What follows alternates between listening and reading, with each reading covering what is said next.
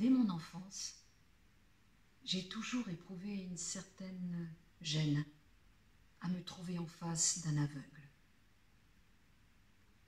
Je n'ai jamais pu réprimer une espèce de pudeur à la pensée qu'un homme pouvait être vivant et ne pas me voir aussi bien que je l'apercevais moi-même. Aussi, eus-je de la peine à me dominer en voyant ces yeux éteints qui fixaient le vide sous leurs sourcils blancs et touffus. L'aveugle me tira aussitôt d'embarras. Il secoua ma main avec effusion et me souhaita cordialement la bienvenue. « Quelle visite inattendue !» dit-il en riant. « Comment croire qu'un de ces messieurs de Berlin s'aventure dans notre trou de province ? Oh, prenons garde, voilà sans doute une visite intéressée. Nous avons coutume de dire « Fermez vos portes et gare à vos poches quand viennent les bohémiens. » Eh oui, je devine bien pourquoi vous venez me voir. Les affaires sont mal dans notre pauvre Allemagne. Plus d'acheteurs. Alors, messieurs les marchands se rappellent leurs anciens clients et les recherchent comme des brebis perdues.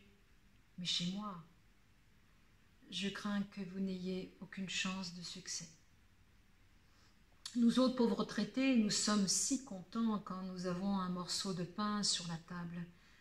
Nous ne pouvons rien acheter à cause des prix fous que vous faites maintenant. Il faut y renoncer pour toujours. Je lui répondis qu'il se méprenait sur le but de ma visite. Je n'étais pas venu lui vendre quoi que ce fût. Étant de passage dans la contrée, je n'avais pas voulu manquer l'occasion de présenter mes hommages à un de nos plus anciens clients et à l'un des plus grands collectionneurs d'Allemagne. À ces mots, le visage du vieillard se transfigura, exprimant une grande joie et une soudaine fierté. Il se tourna du côté où il supposait que sa femme se trouvait, comme pour dire « Tu entends ?» Quittant le ton bourru et militaire qu'il avait pris tout d'abord, il me dit d'une voix joyeuse et attendrie « Vraiment, c'est très aimable de votre part. D'ailleurs, vous ne vous êtes pas dérangé pour rien. Vous allez admirer des choses qu'on ne voit pas tous les jours, pas même dans votre opulente ville de Berlin. Des planches dont on ne trouve pas une copie plus belle au cabinet royal des estampes de Vienne ou à Paris. C'est que, quand on collectionne pendant 60 ans, on finit par amasser des objets qu'on ne rencontre pas au coin des rues. « Louise, passe-moi la clé de l'armoire. » À cet instant, une chose inattendue se produisit. La petite vieille, qui était debout derrière lui et qui avait assisté avec un sourire discret à notre conversation, leva les mains vers moi d'un geste suppliant. En même temps, elle secoua violemment la tête. Je ne compris rien, tout d'abord, à ce langage muet. Elle s'approcha de son époux, posa les mains sur son épaule et lui dit « Mais tu ne demandes pas à monsieur s'il a le temps de voir maintenant ta collection. Midi va sonner. Après le déjeuner, tu dois te reposer 1 heure. Le médecin l'exige. Ne vaudrait-il pas mieux que tu montres tout cela à monsieur après le repas? Nous boirons une tasse de café. Anne-Marie sera présente. Elle s'y connaît mieux que moi. Elle pourra t'aider. » Dès qu'elle lui dit cela, elle renouvela son geste suppliant par-dessus les épaules de son mari. Alors, j'ai compris ce qu'elle désirait. Il me fallait refuser de voir la collection tout de suite. J'alléguai aussitôt un rendez-vous pour le déjeuner. C'eût été un plaisir et un honneur pour moi de rester, mais je n'étais pas libre avant 3 heures. Alors, je reviendrai avec plaisir. Le vieillard sembla contrarié comme un enfant à qui on a pris son jouet. Naturellement, grommela-t-il, ces messieurs de Berlin sont toujours très affairés. Mais cette fois, il faudra bien que vous trouviez le temps. Il ne s'agit pas de voir 3 ou 4 estampes, mais 27 cartons, réservés chacun à un artiste différent, et tous au complet. Eh bien, c'est entendu pour 3 heures. Mais soyez précis. Sans cela, nous n'arriverons pas au bout. De nouveau, il tendit vaguement la main vers moi et me dit « Comme vous allez vous régaler, ou plutôt m'envier. Plus vous serez jaloux et plus je me réjouirai, moi. Nous autres collectionneurs, nous sommes tous les mêmes. Nous voulons tout pour nous et rien pour les autres. » Il me secoua cordialement la main. La petite vieille m'accompagna jusqu'à la porte.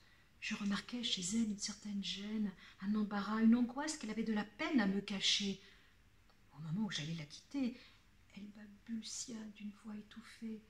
« Est-ce que ma fille, Anne-Marie, pourrait vous prendre à l'hôtel? Cela vaudrait mieux pour différentes raisons. » « Mais comment donc? Avec plaisir, lui répondis-je. 1 heure plus tard, je venais d'achever mon repas dans un petit hôtel de la place du marché. Une demoiselle très âgée, vêtue très simplement, entra dans la salle à manger et me chercha du regard. Je l'abordai et me déclarai prête à l'accompagner pour voir la collection. Elle rougit et, avec le même embarras que j'avais remarqué chez sa mère, elle me demanda de lui accorder d'abord un entretien. Je m'aperçus qu'elle avait beaucoup de peine à me dire ce qui la tourmentait. Chaque fois qu'elle essayait de parler, son visage s'empourprait. Ses mains se crispaient sur les plis de sa robe. Enfin, elle commença, hésitante et toujours plus troublée. « Ma mère m'a envoyée auprès de vous. Nous aimerions vous prier, enfin vous informer avant que vous veniez chez mon père. Il voudra naturellement montrer sa collection. Cette collection n'est plus complète. Il y manque une série de pièces, hélas même un grand nombre. » Elle respira profondément. Puis, me regardant en face, elle me dit d'une voix haletante: « Il faut que je vous parle franchement. Vous connaissez la dureté des temps, vous comprendrez tout. Au début de la guerre, mon père a perdu la vue. Auparavant, déjà, il souffrait des yeux. Malgré ses 76 ans, il aurait voulu partir en guerre. Comme l'armée n'avançait pas aussi rapidement qu'en 1870, il fut en proie à une grande agitation qui le priva en peu de temps de sa vue. Sauf cette infirmité, il était resté en parfaite santé. Dernièrement encore, il pouvait faire de grandes randonnées à pied. Mais maintenant, c'en est fini de ses promenades. Il ne lui reste plus qu'une joie, sa collection. Chaque jour, il la regarde, ou plutôt, il ne la voit plus. Néanmoins, tous les après-midi, il sort ses cartons de l'armoire et tâte ses estampes, l'une après l'autre, dans l'ordre où il les a classées et qu'il sait par cœur depuis des années. Il ne s'intéresse plus à rien d'autre. Je dois lui lire dans les journaux les avis de vente aux enchères. Plus les prix montent, plus il est heureux, car, et c'est ça qu'il y a de plus terrible, mon père ne comprend rien aux prix actuels, ni au temps que nous vivons. Il ignore que nous avons tout perdu, qu'avec sa pension mensuelle, nous ne pourrions pas vivre plus de 2 jours. Ce n'est pas tout, hélas.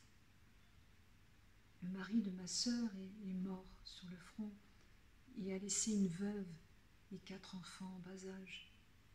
Mon père ne sait rien de nos difficultés matérielles. D'abord, nous avons restreint nos dépenses encore plus qu'auparavant. Ce fut peine perdue. Puis, nous avons vendu les quelques bijoux que nous avions conservés. Mon Dieu, ce n'était pas grand-chose, puisque mon père avait dépensé jusqu'au dernier fini de nos économies pour acheter des estampes. Un beau jour, nous n'eûmes plus rien. Nous ne savions plus que faire. Alors, maman et moi, nous avons vendu la première pièce de la collection. Jamais mon père ne l'aurait permis. Il ne sait pas comment les temps sont durs et à quelle ruse il faut recourir pour se procurer le strict nécessaire. Il ignore que nous avons perdu la guerre. Nous ne lui lisons pas les nouvelles pour ne pas le contrarier. C'est une œuvre très précieuse que nous avons vendue, une eau forte de Rembrandt. Le marchand nous en offrit des milliers de marques. Nous espérions être à l'abri de soucis pendant des années, mais vous savez ce que vaut l'argent aujourd'hui. Nous l'avions placé à la banque. 2 mois après, il ne nous restait plus rien. Nous avons dû vendre une seconde estampe, puis encore une, et nous recevions toujours l'argent si tard qu'il avait déjà perdu une partie de sa valeur. Puis nous avons participé à des ventes aux enchères, mais là également, on nous a trompés, malgré les grosses sommes offertes. Quand les millions arrivaient, ce n'était plus que des chiffons de papier. C'est ainsi que toutes les planches, sauf une ou deux, ont été sacrifiées, uniquement pour nous permettre de subvenir à nos besoins les plus pressants. Et mon pauvre père ignore tout. C'est pour cela que maman a eu si peur quand vous êtes venu. Quand il vous montrera sa collection, vous découvrirez le pot aux roses. Nous avons glissé dans les vieux passe-partout des reproductions ou des feuilles blanches semblables au toucher, de sorte qu'il ne se doute de rien quand il les tâte. Il se souvient exactement de l'ordre dans lequel il les a classés, pourvu qu'il puisse les palper et les compter. Il éprouve alors la même joie qu'autrefois à les voir. D'ailleurs, dans notre petite ville, il n'y a personne que notre père ait jamais jugé digne d'admirer ses trésors. Il aime passionnément chacune de ses gravures, à tel point qu'il mourrait de chagrin s'il apprenait que toutes ont disparu. Depuis que l'ancien conservateur du cabinet d'estampes de Dresde est mort, vous êtes le premier à qui il croit faire les honneurs de sa collection. C'est pourquoi je vous supplie. À ces mots, la pauvre femme leva vers moi ses bras et me regarda, les yeux mouillés de larmes. Nous vous en supplions, ne le rendez pas malheureux, ne nous rendez pas malheureux. Ne détruisez pas cette dernière illusion. Aidez-nous à lui faire croire que toutes ces estampes qu'il va vous décrire existent encore réellement. Je suis sûre que s'il doutait de la vérité, il en mourrait de chagrin. Il se peut que nous ayons mal agi envers lui, mais nous n'avons pas pu faire autrement. Avant tout, il fallait vivre. Et la vie, celle de 4 petits orphelins, les enfants de ma sœur, importe plus que des feuilles de papier noirci. Jusqu'à cette heure, nous ne l'avons privé d'aucune de ses joies. C'est avec un bonheur parfait que chaque après-midi, il feuillette pendant 3 heures ses cartons et qu'il s'entretient avec chacune de ses estampes comme avec un ami. Et aujourd'hui, ce sera peut-être son jour le plus heureux, puisqu'il attend depuis des années l'occasion de montrer ses trésors à un connaisseur. Aussi, je vous en supplie, les mains jointes, ne détruisez pas son dernier bonheur.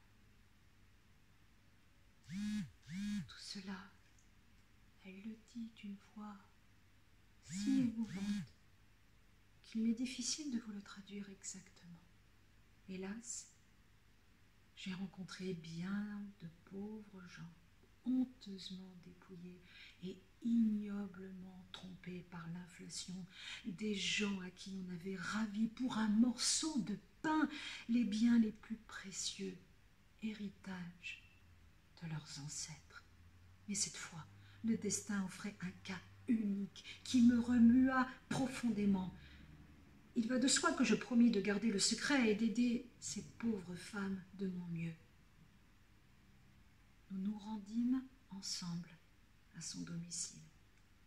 En route, j'appris avec stupéfaction quelle somme dérisoire on leur avait payée et comment on avait profité de leur ignorance. Cela affermit encore ma résolution de leur venir en aide. Nous montâmes l'escalier.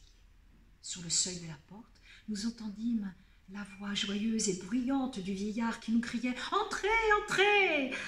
Son oreille affinée d'aveugle avait sans doute perçu nos pas dans l'escalier. « Hervart n'a pas pu dormir aujourd'hui, il était si impatient de vous montrer ses trésors !» dit la petite vieille en souriant. D'un signe des yeux, sa fille lui avait fait deviner mon consentement. La table était couverte d'une pile de cartons. Dès qu'il m'eut serré la main, il m'invita sans façon à m'asseoir. « Ça y est, commençons, il y en a tellement. Et ces messieurs de Berlin n'ont jamais le temps. Ce premier carton, c'est Maître Dürer, presque au complet, comme vous pourrez le constater. Des exemplaires tous plus beaux les uns que les autres. Jugez-en vous-même. » Il découvrit la première feuille et dit « Voici le grand cheval. » Avec une précaution infinie, comme s'il touchait un objet fragile, il tira du carton un passe-partout qui encadrait une feuille de papier vide et jaunie.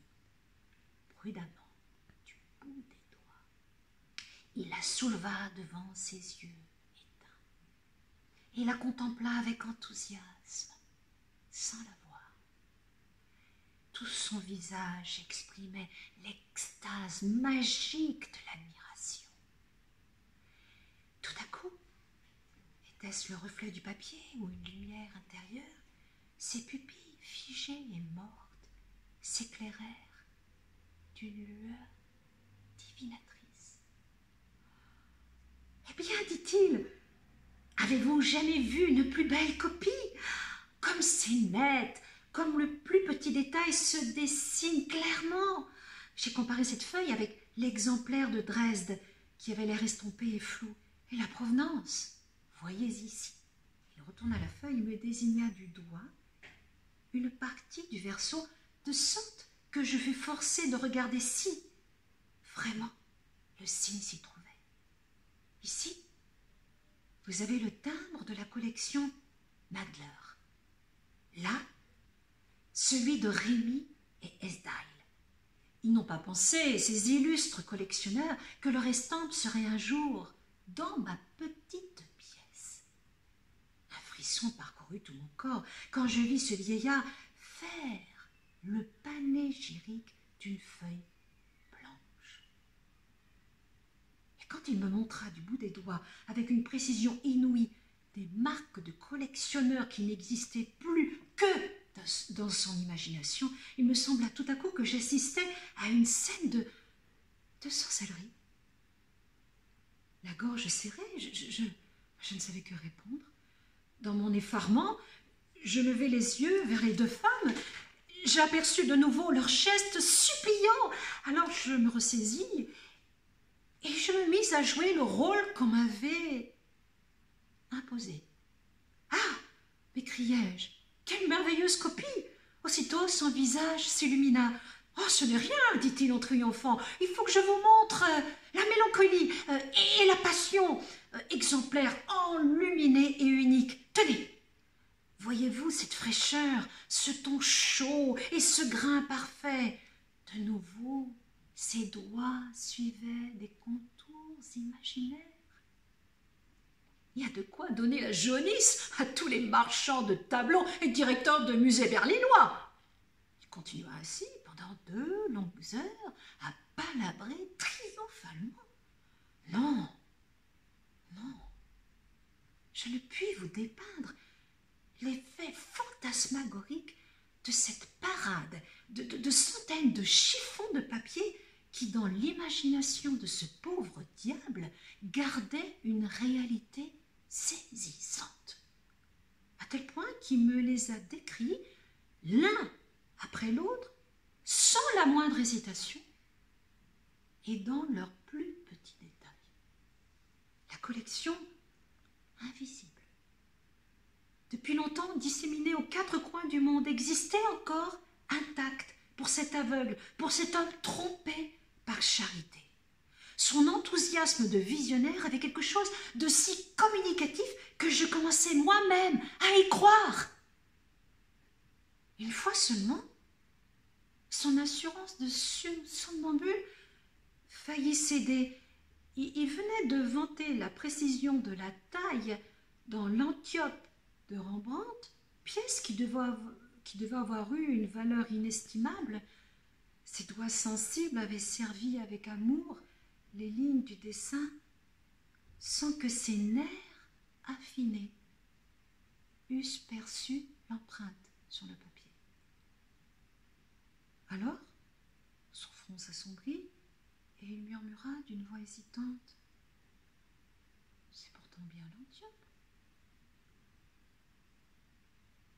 Aussitôt, fidèle à mon rôle, je saisis le papier encadré et je me mis à décrire avec enthousiasme et dans les plus petits détails l'eau forte dont j'avais gardé moi-même un souvenir très précis. Alors, il y eut une détente sur le visage contracté du vieillard. Plus je célébrais la louange de ce chef-d'œuvre, plus ses traits rudes et fanés exprimaient de cordialité joviale et de joie profonde. « Enfin quelqu'un qui s'y connaît, dit-il en se tournant vers les 2 femmes. Enfin un spécialiste qui vous confirme la valeur inestimable de ces pièces. Vous m'avez toujours grondé parce que j'ai placé tout mon argent dans cette collection. Bien sûr que c'était dur. Pendant 60 ans, pas de bière, pas de vin, ni de tabac, jamais de voyage, jamais de théâtre. Rien que des économies pour ma collection. Mais vous verrez, quand je n'y serai plus, vous serez riche. Plus riche que tout le monde dans notre ville. Aussi riche que les plus fortunés à Dresde. Alors, vous bénirez ma folie. En attendant, tant que je vivrai, pas une feuille ne quittera la maison. On m'emportera moi d'abord et ma collection ensuite. » En disant cela, il caressait de sa lourde main les cartons vides comme s'il s'agissait d'un être chéri. Spectacle effarant et touchant. Pendant toutes ces tristes années de guerre, je n'avais jamais vu un visage s'éclairer d'une félicité si pure et si parfaite. Les 2 femmes se tenaient à ses côtés, émerveillées, comme les saintes qu'on voit sur de vieilles estampes s'extasier devant la tombe du ressuscité. La félicité du vieillard illuminait leur visage ridé, dont les yeux souriants se mouillaient de larmes. Le vieux ne pouvait se rassasier de mes louanges, il ne cessait de tourner les pages, buvant avidement chacune de mes paroles. Je poussai un soupir de soulagement quand on enleva enfin les cartons trompeurs pour servir du café. Quant à lui, son enthousiasme exubérant semblait l'avoir rajeuni de 30 ans. Il me conta maintes anecdotes au sujet de ses achats et de ses occasions. Ivre de bonheur, il se levait à chaque instant pour saisir en tâtonnant une de ses estampes. Lorsqu'enfin je lui dis que je devais prendre congé, il se fraya, se fâcha et frappa du pied comme un enfant. « Impossible, me dit-il, vous n'avez vu que la moitié de mes trésors. » Les 2 femmes eurent toutes les peines du monde à vaincre son entêtement et à lui faire comprendre qu'il ne pourrait me retenir plus longtemps sans me faire manquer mon train. Quand, après une résistance désespérée, il se fut enfin résigné à me laisser partir, il me parla d'une voix tout attendrie. Il me prit les mains, les caressa avec toute la sensibilité d'un aveugle, comme s'il voulait mieux me connaître et me témoigner plus d'amour que par ses paroles. Votre visite m'a procuré une immense joie, me dit-il, avec une émotion que je n'oublierai jamais. Quel réconfort pour moi d'avoir pu passer en revue mes chères estampes avec un connaisseur.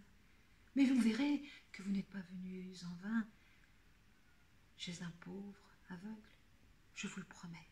Je prends ma femme à témoin que je ferai ajouter à mon testament une clause par laquelle je chargerai votre maison de la vente aux enchères de ma collection.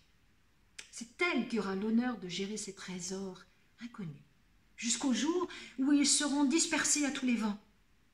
Promettez-moi seulement de faire un beau catalogue. Il sera ma pierre tombale. Je n'en veux pas d'autre. Je regardais sa femme, sa fille. Elles se pressaient l'une contre l'autre. Parfois un frisson les parcourait comme si elles ne formaient qu'un seul corps frémissant. Quant à moi, une émotion mystérieuse m'éteignit, m'étreignit, quand ce pauvre vieux, qui ne se doutait de rien, me confia la vente de sa collection depuis longtemps envolée. Ému, je lui promis ce que je ne pourrais jamais tenir. De nouveau, ses yeux éteints s'illuminèrent. Je sentais à la caressante pression de ses doigts que c'était toute son âme qui se confiait à moi.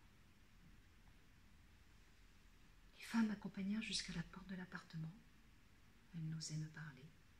Son oreille affinée aurait perçu le moindre chuchotement. Mais leurs yeux humides de larmes m'exprimaient leur reconnaissance.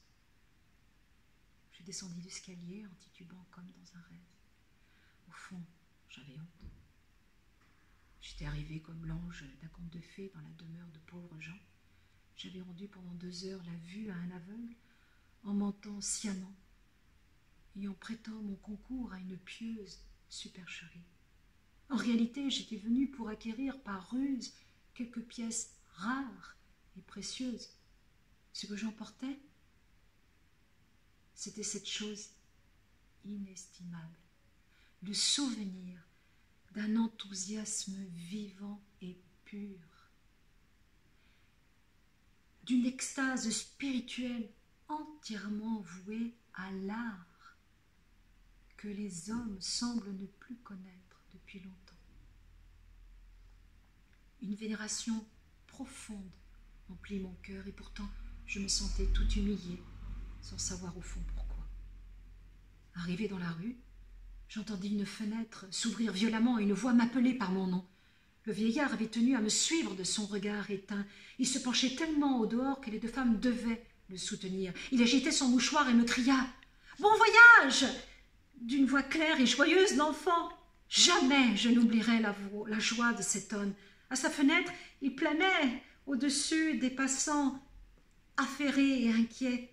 Une illusion bienfaisante, semblable à un nuage vaporeux, lui cachait le monde réel et ses turpitudes.